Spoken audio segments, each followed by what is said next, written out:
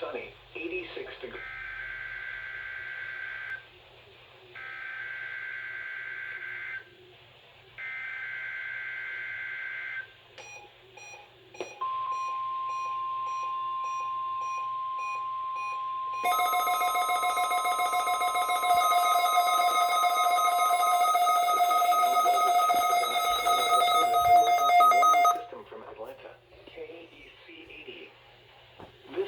Conducted at approximately 11:30 each Wednesday morning, weather permitting.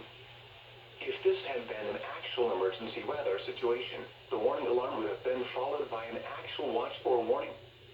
Reception of this broadcast and the warning alarm will vary at any given location.